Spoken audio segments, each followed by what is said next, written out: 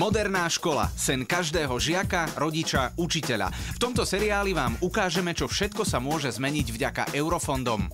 Sme v Šuranoch, na strednej odbornej škole technickej.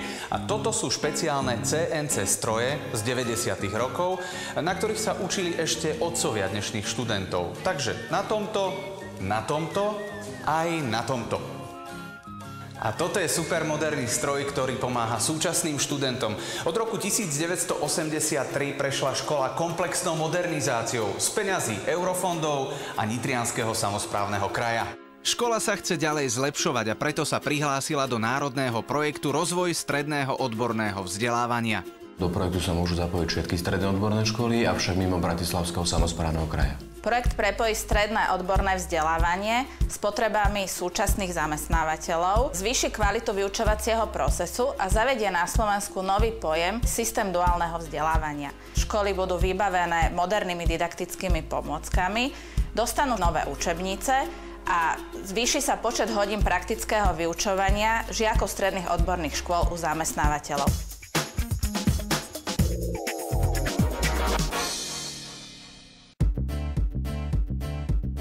Julius, prečo si sa rozhodol študovať práve na odbornej škole? Hlavne je tu veľmi kvalitná prax. Programy sú novodobé, využívajú sa v slovenských firmách i v zahraničí. Pre absolventov stredných odborných škôl to znamená zároveň aj zvýšenie šanci zamestnať sa na súčasnom modernom trhu práce v odbore, ktorý vyštudovali. Napriek tomu, že záujem firiem o technické odbory a technických odborníkov rastie, nám sa zdá, ako by mládež v tej technike nemala až taký vzťah, aký by bol potrebný. Deviatáci sa možno boja práce na strojoch, manuálne pracovať. Pre nich predstava monterov je predstava špinavej práce, ale to nie je pravda, lebo teraz sa jedná o stroje, ktoré sú radené počítačmi. Väčšina deviatakov zo základných škôl chce ísť na gymnázia. Teba to nelákalo?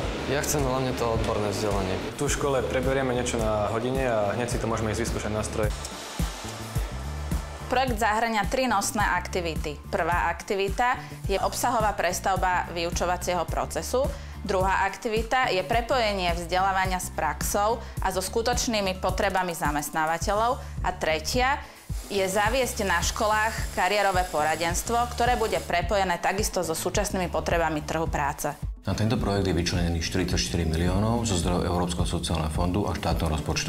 Ku dnešnému dňu sa zapojilo 317 stredných odborných škôl a 276 konkrétnych zamestnávateľov. Ja sa o svoje zamestnanie nebojím, keďže škola má zmluvy s viacerými firmami, či tu na Slovensku alebo v zahraničí. Oni si berú študentov každý rok, čo vychodia túto školu. Školu tento rok opustí 67 študentov s maturitou a výučným listom.